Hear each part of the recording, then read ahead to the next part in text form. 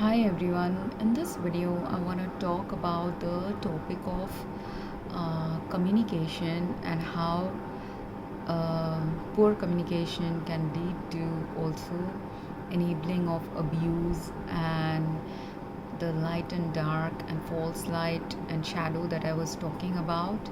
Poor communication can lead to that in relationships, and part of the inner work related to twin flame or awakening that people have to do in life if we want to awaken towards a evolved way of living requires that we do some self reflection regarding our past choices, past actions, what stage of life we are on currently in our life journey, what has influenced our life journey.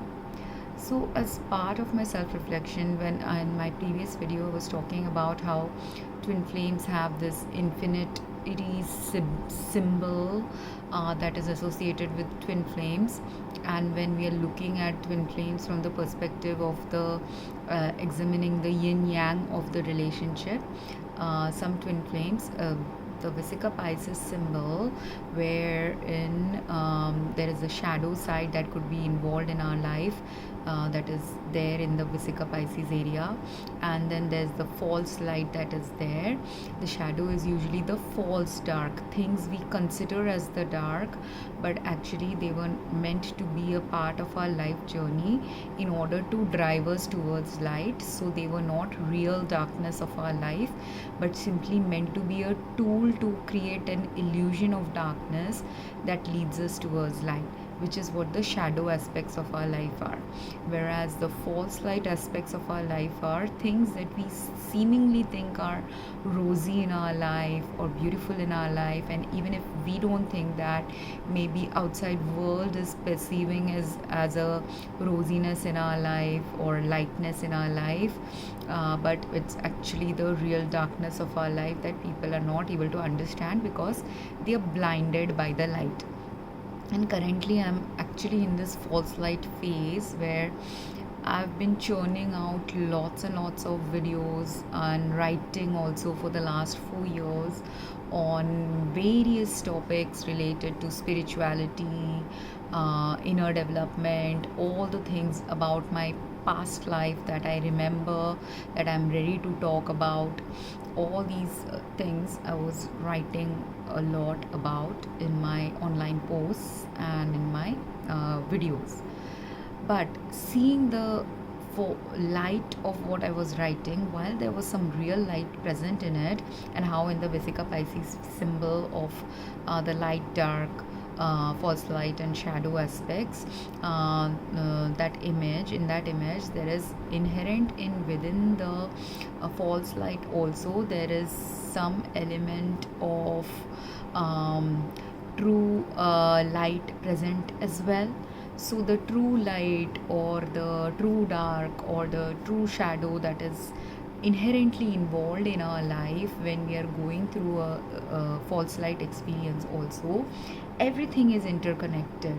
And it's not, even though the image makes it seem that these are all separate entities in our life, essentially, while just to understand the concepts, there is this figure eight symbol and the round symbol and the circular symbol of the eye. All these, while they are just pictorially depicting a 2D image of what is going on in our real lives, it's like a sphere, and because it's like a sphere, it's a floating thing.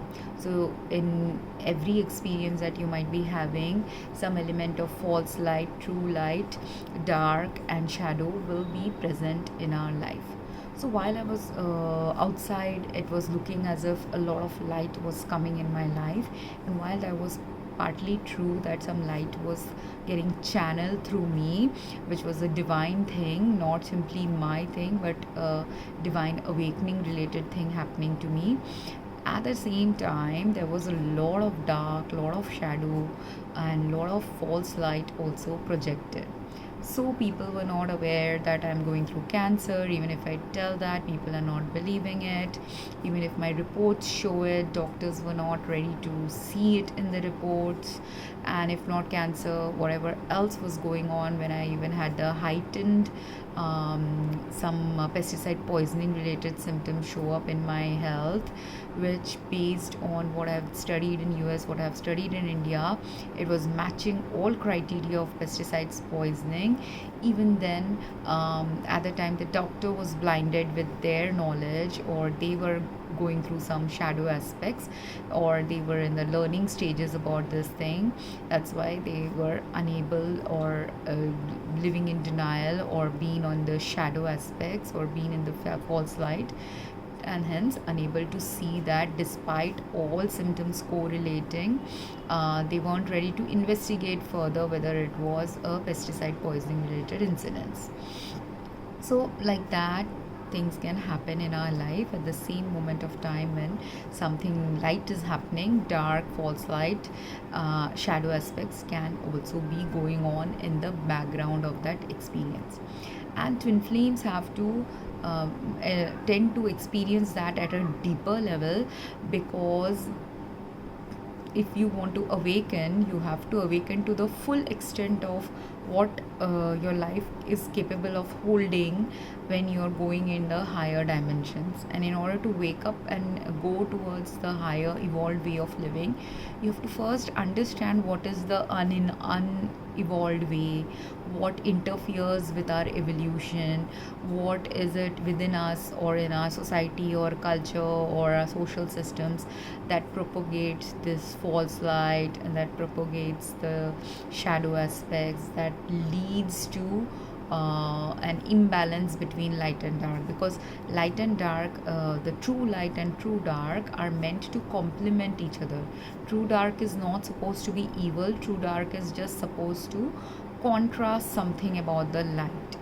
But when that true dark is interpreted wrongly, or we perceive the darkness with a victimhood mentality or some darkness based mentality, that's when evil starts happening in our lives or in our perceptions, or some difficulties or challenges of the kind that is beyond our control to correct can manifest in our life. And at that time is when, and the reason why that also happens is because if you are part of Christian belief systems, Christ wants us to move closer towards Christ and repent for our sins. That is one way for us to move closer to God. So if we don't sin, and most of us while on earth have sinned in the past life or in this life, we are sinning sometimes. So if we don't acknowledge where we are sinning, where we are going wrong, and we consider ourselves to be a perfect human being, then we can't apologize for what we did. We can't feel remorse or guilt or shame for what has happened. And when we don't hold those capacities, then we can't move towards the true light, because the shadow aspect of ourself is that when we live in denial, we are inauthentic, we are unable to see where our flaws are, when we are incapable of seeing where we are promoting false light about something or enabling false light in someone's life. All these things can lead us towards aiding sin or actually indulging in sin. And if we continue aiding or indulging in sin, then we can't go towards ascension.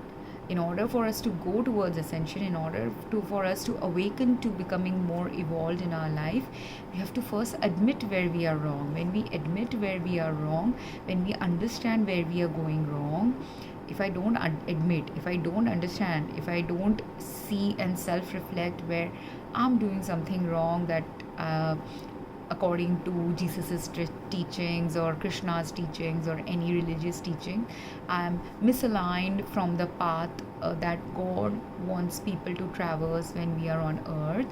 When, and not just me, any one of us, when we are like that misaligned, and after being misaligned, if we don't admit where we have become misaligned, then we can't and at that time, after understanding I'm misaligned and realizing where I'm misaligned, or asking God for help when I know I'm misaligned but I can't identify where I'm misaligned.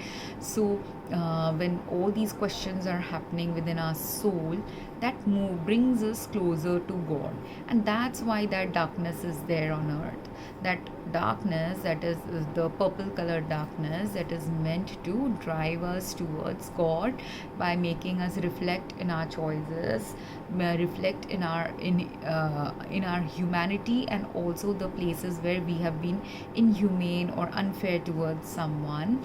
And after reflecting, after realizing where we have been mistaken, we have to also seek forgiveness and mercy from God. When we do seek forgiveness and mercy, we also have while we are seeking forgiveness and mercy from God, what is the best way once God gives us that forgiveness and mercy to show our gratitude towards God, or show our balance and realign us back to to God for all the mistakes we have done, all the sins we have committed, or all the things that we have caused in our life or someone else's life that led to sin in their lives. All these things, when we ask forgiveness, seek mercy, seek grace from God, we connect to God. And also, after getting that grace and mercy and forgiveness, we are also supposed to show it to other human beings who have been unfair towards us, who have enabled our abuse, who have done something that was harmful for us, or damaging to us, or traumatic for us. Because that is also the secondary aspect to connecting closer to God. You, in order to, once you so these are the slowly step by step evolution we have to do. First we have to realize we are making mistake, we have to hold remorse for that, we have to ask forgiveness, we have to ask forgiveness from God, we have to ask forgiveness from the people we might have hurt. And if those people are not there in your life physically, you have to ask the forgiveness, seek the forgiveness via energetic means, or via writing something to them, which I did with some of my exes. I tried to connect with them to seek their forgiveness one time with one of the exes, but he was not in the right phase of mind at that time, so he didn't accept the apology that I had sent. He also possibly mistook my email to think that I wanted to get back with him, but I wasn't going to get back with him, because I realized that I was making him miserable. Anyways, there are different forgiveness rituals and exercises you can do in order to do the inner work necessary to close the karma with some of our exes. And twin flames, when we are going through some difficult karmic life lessons with some people in our lives who are giving us some hard life lessons, or causing us emotional trauma, or had been physically or sexually or in other ways abusive towards us or unfair towards us, all these things could be either part of our past karma, or it could be part of our future karma. It could be part of the inner work journey we might have to traverse in order to teach others about karma. So there are multiple reasons someone could be going through a very negative or dark life experience, and whatever is the reason, it will be very individual specific.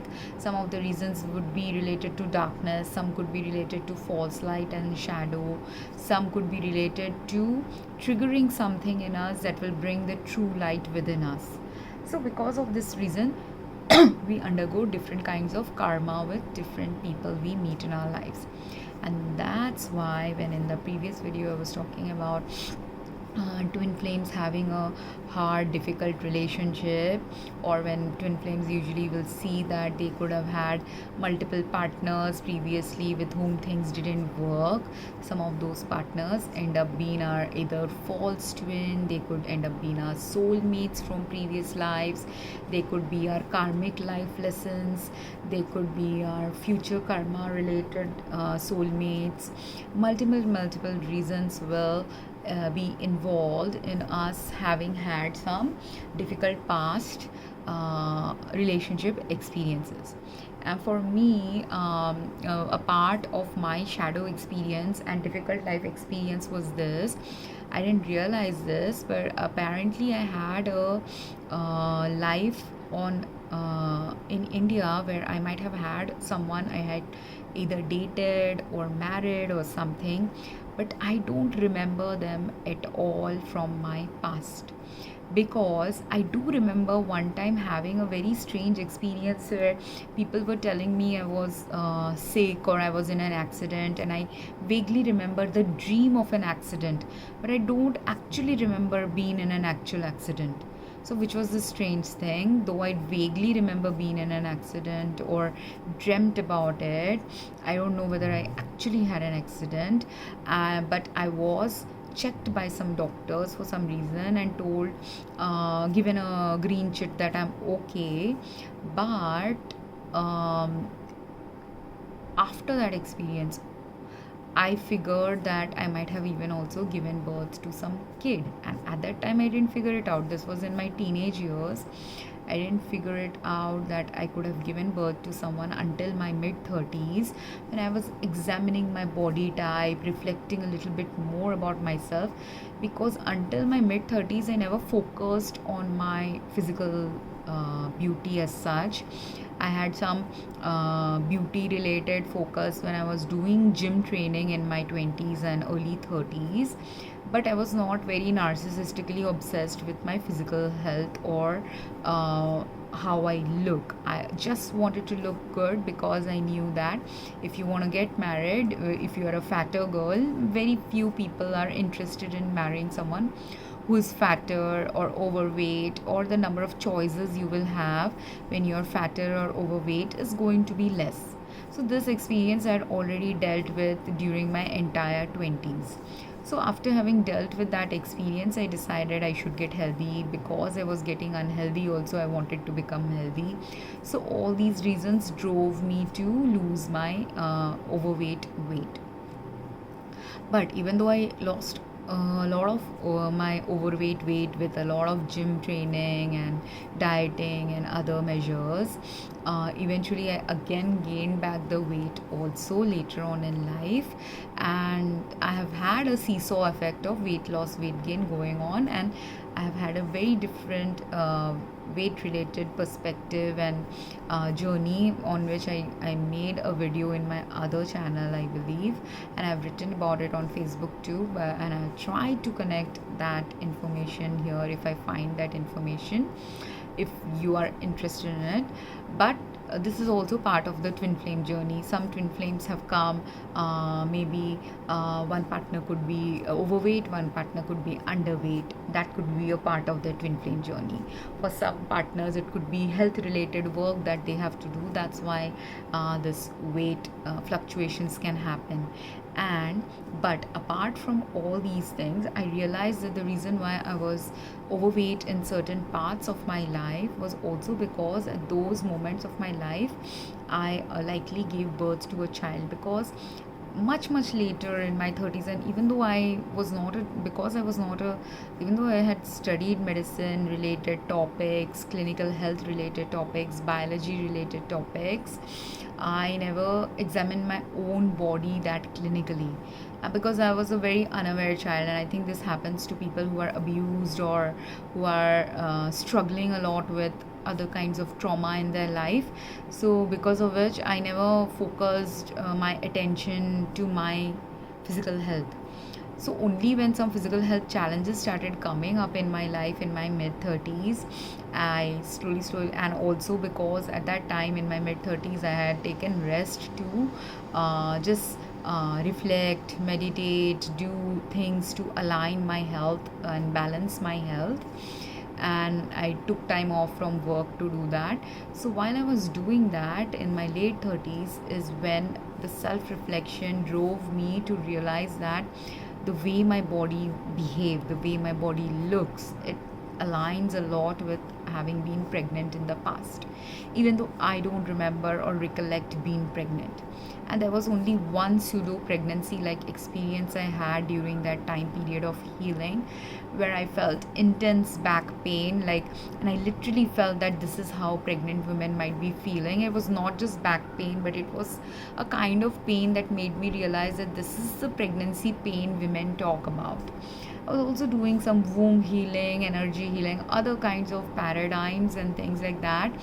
And when I was doing the energy healing, that's when in my self reflection the thought came that I could have had a ex-boyfriend from um, India that I don't remember, or I could have had a marriage in India that I don't remember.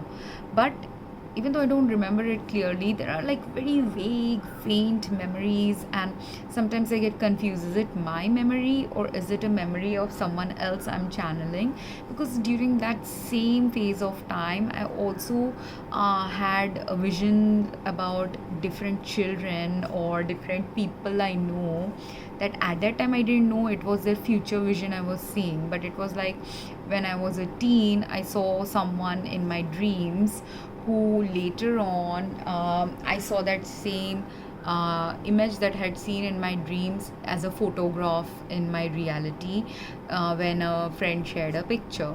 So it was a kind of clairvoyance which I didn't know I possessed. And only when I was doing these energy healing, meditation, self care routines is when I started understanding about the different clairs that people can have, sixth sense, intuitive abilities people can develop, or people might have had in their life for a long time, but they just didn't have the right teachers to tell them what these abilities are. So because of this reason, there have been some images that I sometimes dream or think about, where I feel that I'm that person, but eventually I realize I'm not that person. I just dreamt about that person, thinking that that person is me.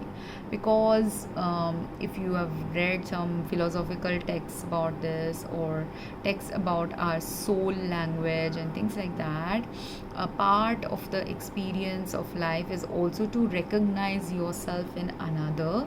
So when I'm dreaming about someone who I thought in my dreams, or while I'm narrating that to someone, and I could say I was this XYZ person and this is what I experienced, and they could wonder why am I saying that. But while I said I'm that XYZ person, doesn't mean that I'm actually that XYZ person. I've also seen some videos of kids online where kids are also dreaming like that and thinking they are XYZ person. They are basically either channeling some other person's life experience or their own past life experience when they are talking like that. And which I realized only after having context that I had been going through this kind of life experience in my past, where I thought I'm XYZ person, but I wasn't really that person. And only that person also potentially had maybe similar life experience as me, because of which our life experiences coincided possibly. And there are many other reasons why I could have had these dreams. I'm still learning about them, and I don't ask questions about these dreams right now, because part of it might be futile or not really something I'm supposed to know. That's why I haven't inquired about what those dreams actually meant. Unless I got some clarity about them, I don't focus too much about it. But despite that, my body type being a certain way, if you read, if people who have been pregnant will know this, that their bladder control goes away. They might have to do Kegel like exercises to tighten their inside muscles. And because for many years I've abstained from having any sexual relationship with anyone. I've not had sexual intercourse with anyone in my uh, last 25 years of conscious memory, unless someone has drugged me and done something to my body. I don't know, but in my conscious memory I have never had sexual intercourse with anyone in the last 25 years of my life. But despite that, before that 25 years of my life, I remember, like, being with my cousins and just enjoying time with them, and they made me laugh about something, and as soon as I laughed, I peed in my pants. And this thing, I didn't know that it is related to pregnancy at that time, because at that time I had no clue that about anything related to pregnancy. I was not even in 10th standard, so in biology also I hadn't studied all these things. And this was prior to 10th standard or just after 10th standard, so I didn't know anything like this could happen to women. And because I didn't study medicine or gynecology, again, I didn't delve deeply into the women's sexual health and sexual reproductive organ health related things. And because my mother also passed away in my 20s, I had no woman to give me context about this issue until I saw videos of women who are talking about their pregnancy or jokes about pregnant women online. So until my mid 30s, I never even contemplated anything related to pregnancy, because no one in my life talked about pregnancy related issues. And because no one talked about pregnancy related issues, no one personally, I only met one girl in my class in US who was pregnant at that time. Another friend was pregnant, but she never discussed her pregnancy. So whatever happened, when people didn't discuss their pregnancies, I didn't know what their pregnancy experiences were. But the one person who did discuss about her pregnancy, I knew how her bladder was. One time she was joking, like, I continuously go to pee. And that's when I realized, oh, uh, why did I have that experience as a teen? And only now I'm realizing that something had happened in my teenage years, where I might have had memory loss. I might have had an entire life with some other person as a teen or something. I don't know what happened in my past, but no one in my life explained to me what happened in my life, what went on with my life, what happened to, if I had a child, what happened to that child. Nothing, except that when I started meditating, because of meditation, because of energy healing, that's when the spiritual insight started coming to me, that I could have given birth to kids that I don't even know who they are. Spiritually, someone has given me an inclination that this XYZ person could potentially be my kid, but factually, no one has given me that information. So, and that is also a part of Twin Flame Journey. There was some karma related to my past life, present life, future life, because of which something like this might have manifested in my life.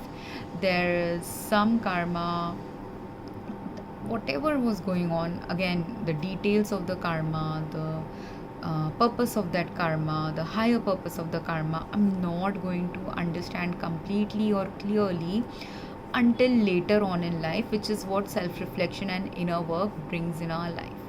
Because this is the same thing, inner work I had to do. So, this was the whole entire range of relationship had potentially in my life in my teens that I don't remember, and no one made me remember that aspect of my life. And then in my 20s, consciously, that I remember about my life, I had a relationship with an ex in US, and with him I had a very push pull dynamics and horrible relationship, and it never worked out with him. And later on, when it was not working out with him, at that time I used to feel he was being more abusive towards me, and he was the only one who was being abusive towards me. But later on, when I reflected on it, when you do the true inner work, you start seeing, you don't see life as a black and white thing or light and dark thing. And that's when I started realizing the shadow aspects and false light aspects, where I held the false light beliefs of where I was right when maybe I wasn't right, or the way I expressed things wasn't the right way. So because of all these reasons, later on, after almost slowly, and I had to slowly heal from that relationship. So the healing also from that relationship didn't manifest in the first year I broke off with him. It slowly started manifesting, and eventually I realized from the healing and everything, that while, say, I felt initially that he was 90% responsible for the abuse and I was maybe only 10% responsible, when I did the true inner work, true healing, I started slowly realizing certain abuse criteria made it seem as if he was 50% responsible, I was 50% responsible. Sometimes it made it seem as if he was 60%, I was 40% responsible, and meaning he was 60% abusive, I was 40% abusive. So this is how inner work works. When you start doing your inner work, and true inner work, and honest and clarity filled inner work, you start looking at yourself from the perspective of the lens of the other person as well. Because for me to admit that I was 40% or 50% abusive towards that first ex, I have to also first admit, right, where I'm not perfect, where I'm going wrong, where I did something wrong in the relationship, I could have done something better in the relationship, and things like that. So that was the first one. Then in the second relationship, we hardly had like 2 or 3 major fights in the relationship. The problem in that relationship was, I, even though intuitively I felt he was unhappy with me, verbally he was not verbalizing what was the reason why he was unhappy with me or disappointed with me, or whatever was going on, he never expressed it crystal clear. Even though he was a good guy, and in that relationship he also said that first relationship I had this angst that he never proposed to me, he never asked me to marry him. All these things led to our breakup. So even though he promised that a few years later we will think about marriage, it didn't manifest. So I had that angst. So this guy in the beginning stage of the relationship only said that he wants to marry me. But even though he said he wants to marry me, you can say anything, because the first guy also said he wants to marry me. And because even though we were talking like friends or something, our talks were all very superficial talks of friendship, because of which, because it was all superficial meaning the inner deeper conversations you need to have about your past relationship wounds or experiences that might be shaping your way in which you lead life or speak about certain things, think about certain things, didn't happen. And because that didn't happen, and this second guy, when he said he will marry me, though I believed him and I knew he was that way trustworthy, I also didn't believe him completely, because in the sense that if you want to truly be prepared to marry someone, there are certain home life related things you have to be compatible in life with each other. And in our home life we were not having that compatibility. And also not just home life, in our social lives also, the way he would behave with friends, I could see that he was his friends were teasing me and I didn't see him defend me. So if you want to have a good relationship with your spouse should be defending you, if not defending you, at least ensuring that that same thing doesn't happen with those people again, or whatever was happening. I knew that my this guy didn't have my back, and because he didn't have my back, I couldn't trust him. So because the trust that needs to develop between partners develops in the way in which you need the trust to be developed, they need the trust to be developed, and it was not happening. And there were other things also going on which eventually led me to have some meltdowns when he was not understanding my simple requests. And at a time I was highly stressed, other things were going on in my life which led to the relationship where I felt I was now becoming the abuser and he was the victim. So that's the perspective I held about that relationship for a long time again. But again, when balance again came about that relationship, 5 years, 10 years of inner reflection, forgiveness ritual, inner work, all those things, when I did that, after that I realized again that in that relationship he was also actually covertly abusive, while the first one was very overtly abusive, like verbally, physically, sexual boundary breaching wise, he was very overt. But this guy was not overt like that. In terms of verbally, he would never say anything wrong. Sexually, he would not. He was very respectful. And when I said no, he was ready for that also. And but emotionally and financially. He was being covertly abusive, he was not being fair, he was also kind of in a user like phase with me. And though I didn't feel like completely used, but it was a very subtle use that was happening, so I felt like there was an imbalance in the relationship. And that imbalance, when I tried to address that imbalance and in meek and right ways, he was not ready to listen that there was an imbalance. And because he was not ready to acknowledge that there was an imbalance, or there was something that was making me go off balance with him, eventually, when you live in denial that you're doing something wrong in a relationship, what happens is, when you're not able to acknowledge the partner's needs, which is what happened, which is what the covert abuse was, that covertly, even though explicitly I was directly telling him this is the wrong thing that's happening, he's not ready to address that or make any meaningful changes, which was very easy for him to do. All he had to do was give me some 10-minute extra time. But for him, he didn't understand that 10 minutes of rest that I needed was how valuable and precious to me when I was overworked, overburdened, doing like 10-12 hours of continuous work, plus studying, plus other things. So I was constantly in a overdrive of poor health and poor caretaking, because there was no one to caretake my needs, and even simple request of giving me that 10 minutes extra time was not possible for him. So because he didn't give that extra 10 minutes time, it was a very silly thing that for him it was a silly thing.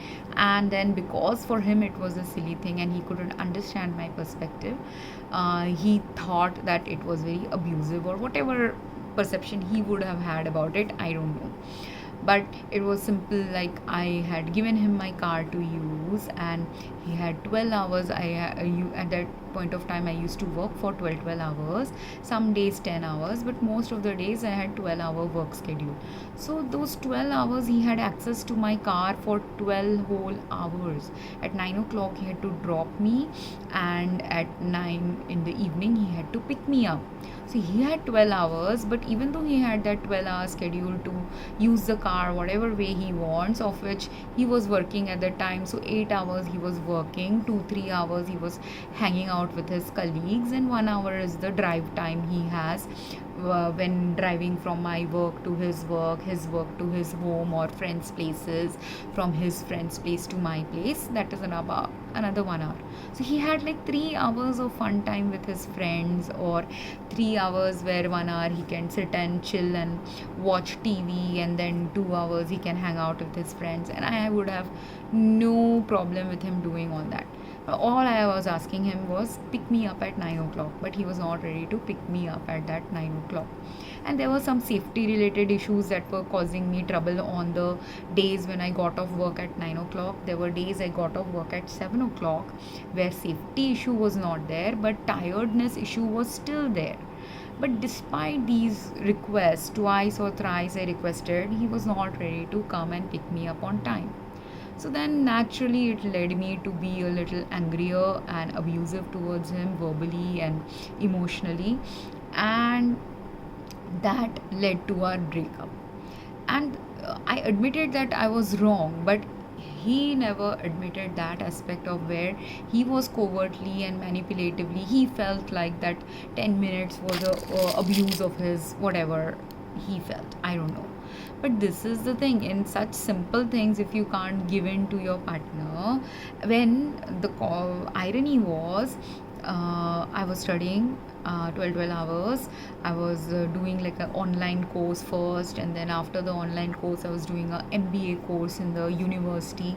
So I had like 12 hours of classes, 12 hours of homework to do, 12 hours of real professional work to do. So every day I was literally 12 to 14 hours just working.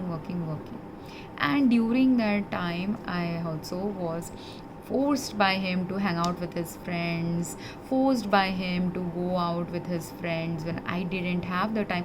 Like I was anyways never an outgoing personality. Even with my first ex, maybe once in a week or once in a month we would go out. Once a month we would go out for a movie.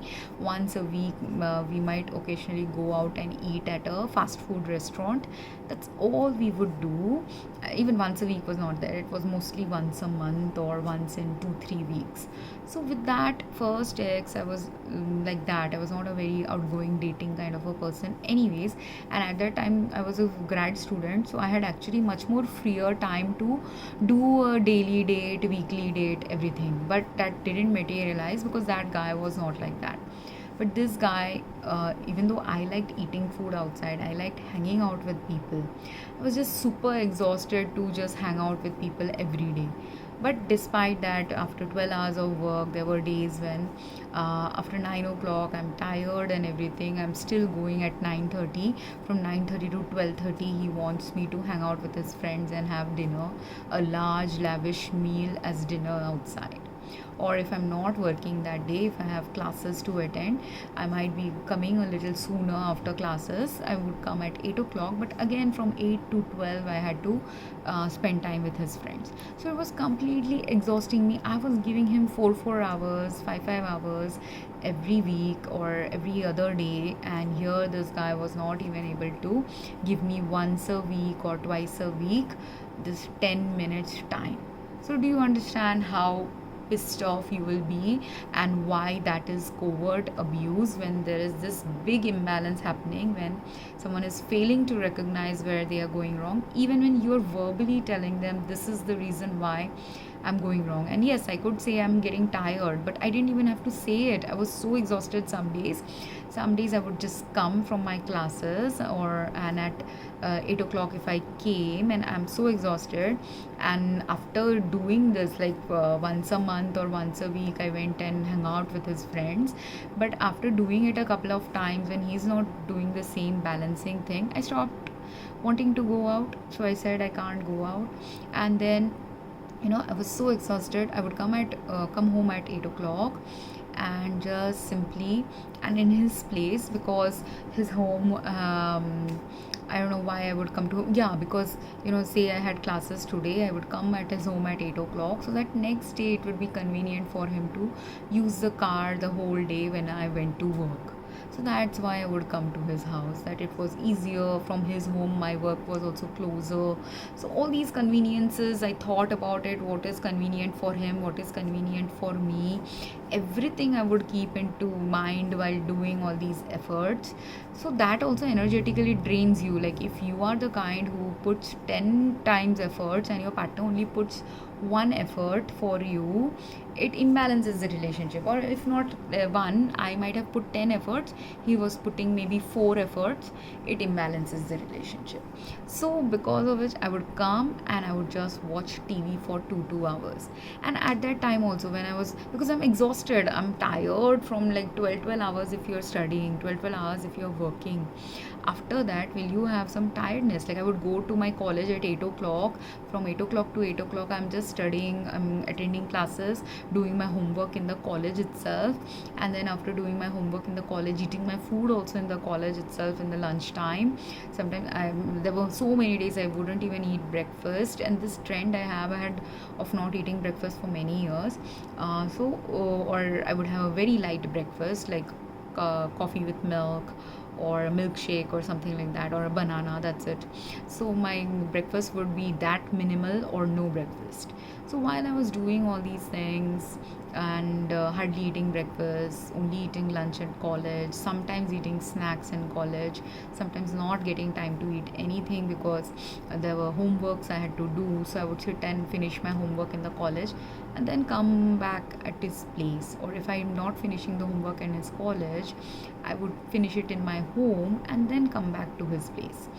But after I came back and I'm sitting and watching TV, because I have nothing, my brain needs also some break, right? So if you sit in front of the TV, you're just simply vegetating. And I want company, but he's the one not ready to patch up, or he doesn't care about company as much as, because for him his company was getting fulfilled by other friends, right? So if I'm not there, he had roommates. If I'm not there, he had a friends group with whom he would go to sports bars, restaurants, or he had multiple, he was a very social personality, so he had like 3 4 different social groups that he could hang out with, and he would do it. Work colleagues, other colleagues, like if he had 2 jobs, like a job he had 1 year back, those colleagues, then a new job he had, those colleagues. So he was very social, so he always gets his relaxation, his entertainment, but he was not able to provide it to me. So which is why, even if he said he wants to marry me, there was nothing that showed that he was really serious about marriage. Someone saying that they want to marry you is not the same as someone showing they really want to be serious and committed about marriage. Same thing had happened with my first ex also. He had said he will think about marriage in the future once his career establishes a little bit. But again, when you say that you're thinking about marriage versus actually wanting to marry someone, and then while you're thinking about marriage, what you're doing in the relationship also shows, right, whether you're committed about a relationship. And they weren't like that. So even though there were abuse going on, the abuse was propagated from both sides, and in the second relationship it was all covert or manipulative, and sometimes he deliberately also. Then after doing this, when I became the villain in his life, and I think he started dating also someone on the side, but I didn't realize that because he didn't tell me he was doing that. Even though I told him that okay, my parents are sending these proposals, he didn't tell me anything like that. He just briefly mentioned one girl, but for 6 months there was nothing he mentioned.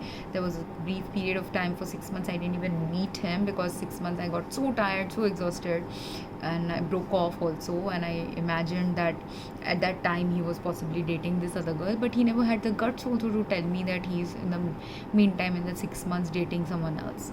But after, and in those 6 months or 4 months or whatever few months I was off from dating him, at that time I was just completely focusing on my studies and everything. And then after I had focused on my studies, and I was missing him and I was lonely, so I started again patching up with him. And at that point I saw, okay, there's something wrong, that he's not happy when I'm coming over to his place. But again, if you're really truly someone's even friend, say, our relationship had gone platonic by that time. Our relationship was mostly platonic also most of the time. So when it became platonic, and he's unhappy that even as a friend, if I'm visiting him, he could have told that to me, but he's the kind of person who will not say anything. But he would show the weird way of not being happy or wondering why am I there. But he could have asked me that, right? Why are you here? I don't want you here. Or I think we are broken up, or I'm dating someone. There are so many opportunities he had in the couple of weeks that I came to patch up things with him. But instead of choosing the right way to break the relationship, he chose the worst way possible. Firstly, he didn't tell me he was dating someone else. Secondly, he manipulated a situation where he promised me something and then that didn't happen, and which led me to get angry about something. And I felt that it was all covertly done. Like, he did 3 scenarios in our relationship ending stages, 3 or 4 scenarios, where he deliberately triggered me to be upset with him. Like, he figured out that this girl will feel bad if I do this, so he deliberately did that. And then he made me he wanted to show me up as the villain in there. And maybe the 4 things that he did, out of the 4, maybe 2 were not deliberate, 2 were genuine efforts of wanting to do something nice, but there were 2 that were very deliberate, where he deliberately triggered me because he wanted to do that, because he wanted to break up. And all he had to do was, I want to break up. All he had to say was that, and I would have been okay with it. Or he could have said, I have started dating someone else and started liking someone else. That's all he had to do. For some people, that is his shadow, his covert manipulative abuse related tactics, which if he doesn't improve that in his life, someday his karma will hit him related to that covert abuse that he does to people. Because what he does to me, it's not that it's unique to me. He does it to his mother, he does it to other family members, he might even do it to his future wife or children. So the consequences of which he only will eventually face, because and that is what I told him in an email later on, possibly, or whatever I told. And in an email, I just wanted to, at that time, I didn't realize the covert abuse had happened. For me to discover that the covert abuse had happened took me another 4-5 years of being really abused by a few other people before I realized that covert manipulative abuse happened with this person. But because I was doing forgiveness rituals and other things, I had sent him a forgiveness related email after 6 months of healing from that relationship. 6 months or a few months of healing where I had no intention of getting back to him, but I was just wanting to patch up the bad karma that might have been generated in that relationship because of whatever negative things I had done in it. So but these kind of things, he was a karmic soulmate like person, and then the first one was a false twin like person, because the intensity of emotions I felt with him was very high, similar to what I later on felt with my twin flame also. So that's how I understood. But that experience to understand, like when you feel intensity of emotion, it can sometimes be genuine relationship, it can sometimes not be that genuine a relationship, it can just be a sexual relationship. That difference you understand between relationships when you have more context in life, when you understand yourself more deeply. And that's why if you want to understand deep love, in order for, and which most twin flames are here for, to understand deep love, or even if you want a deep love with a soulmate also, when you want a deep level love in your life, you have to sometimes undergo these negative experiences of the superficial kind of love, the inauthentic love, the loves who will not be fair to you, the loves who might abuse you, the loves who might misuse you, things like that. And after this, I had 2 other really toxic relationships, about which I might post in a different video. But when twin flames are going through a life journey, my first relationship taught me, the first relationship that I remember, because as I said, I don't remember some things from before this, which could have been actually technically been my first relationship, but I don't remember them. And them or him, because I don't even know. Sometimes I feel there were 2 people involved, sometimes I feel there was only 1 person involved, but I don't remember. So whatever it was related to the memory loss I had, and I think I had a memory loss of actually few years, but no one, if not few years, few months, but no one actually brought me up to date about that memory loss. Even now, no one has brought me up to date about it. And I have this strange family where no one talks, no one wants to communicate, no one wants to communicate authentically. So even if I want to ask this question to someone in my family, I just simply don't have anyone to ask this question. Or I also know that their answer will depend on the degree of authenticity they want to hold. And by now, irrespective of this major issue that has been hidden from me, over minor issues also, I know how inauthentic some people I know are in life, because it's not easy for people to be authentic. But as a consequence of having been surrounded by inauthentic people, I have developed the skill set of being more authentic. That's why I can't help not being authentic. So this is the light that emerges from your dark shadow false light experiences.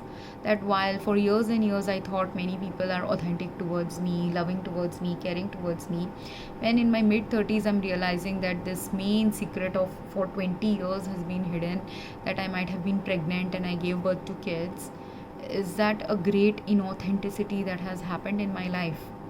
Or if for 20 years I didn't even realize that I might have had accidents that people didn't, like, they superficially said it but they didn't give me the details of it, isn't that another big inauthentic thing? That because it is very important that if I had accident, and I also remember, like, in my teen years I had very briefly a memory of being 5'5" in height, 5 feet 5 inches in height.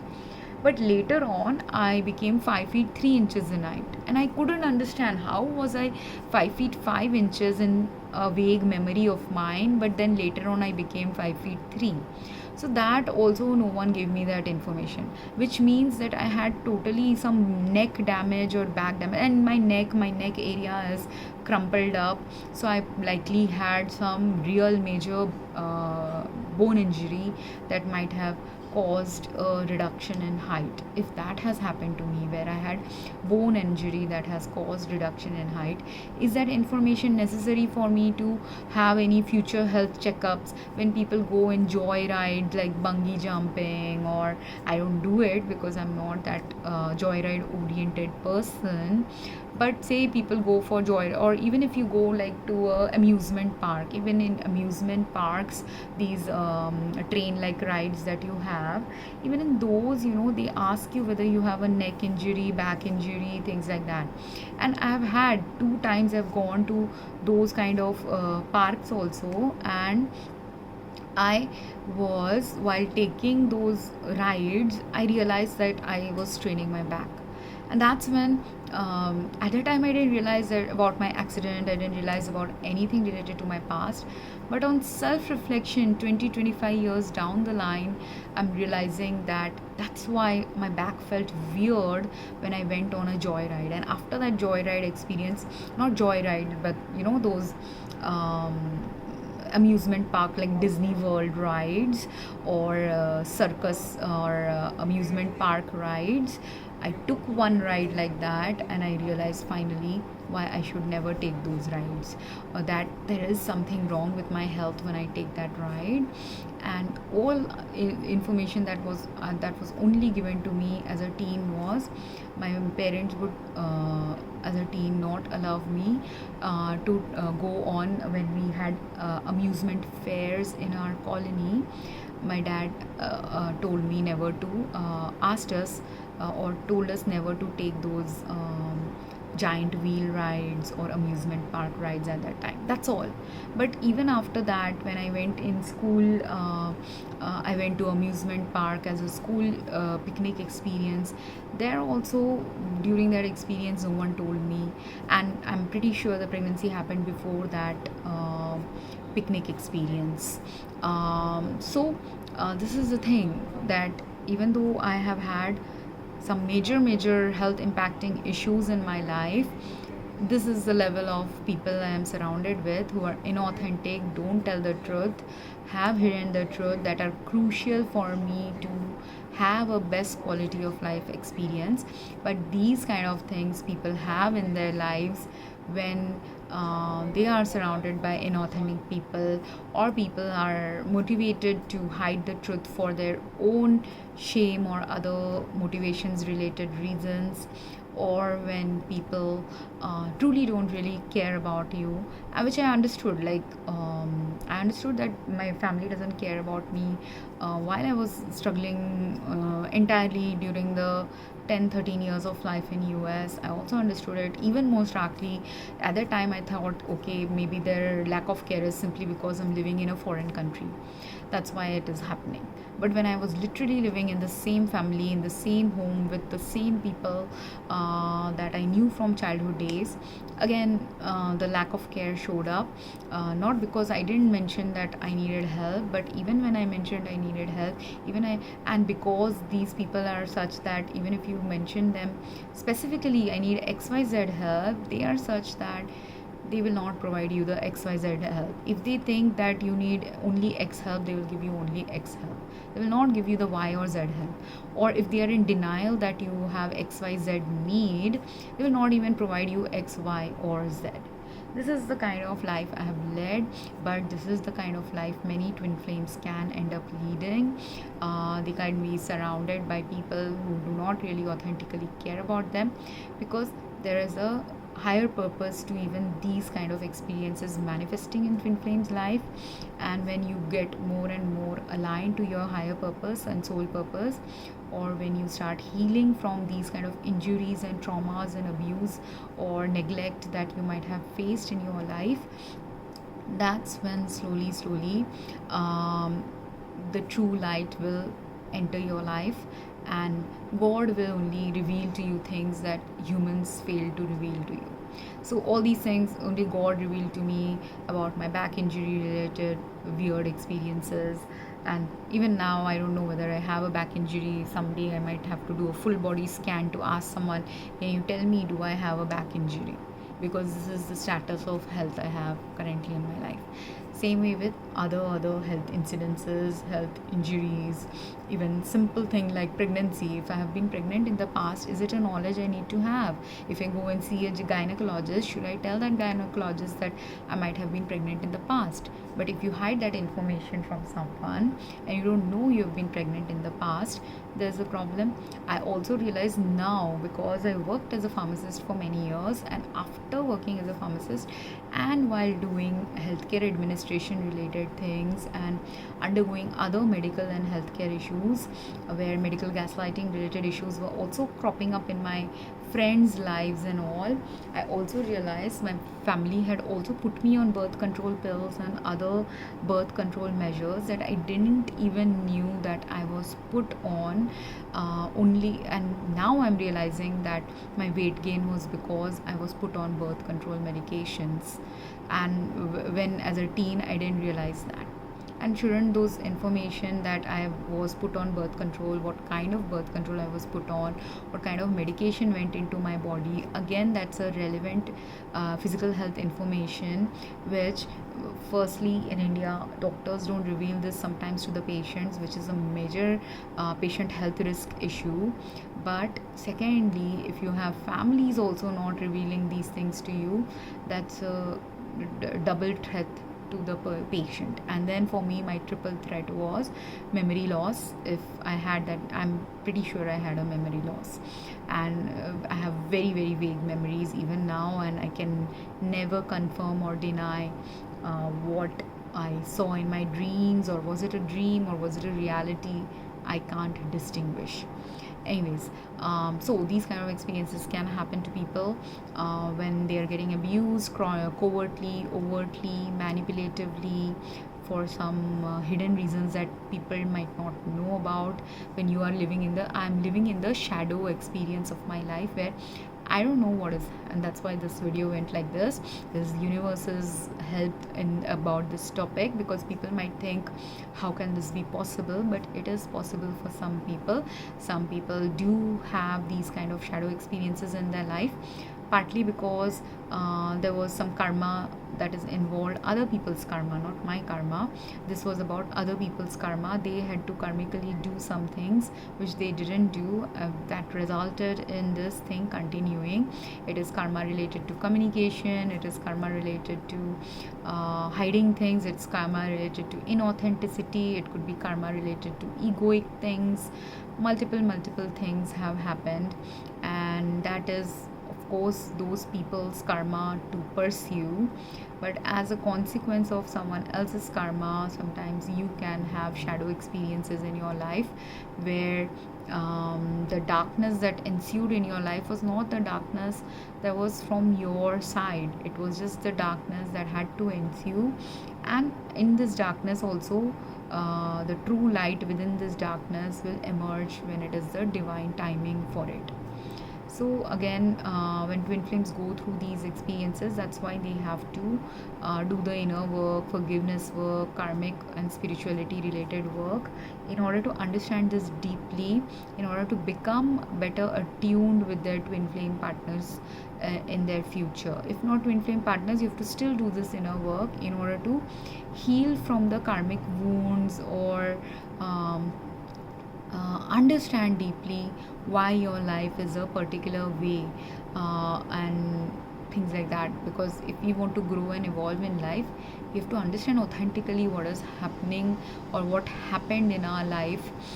Even if we don't know all the details, you have to still understand some of it in order to clear the karma, or work through the karma, or work towards the higher purpose of your life. I hope this made sense, and if you have any questions, drop a comment. Thank you.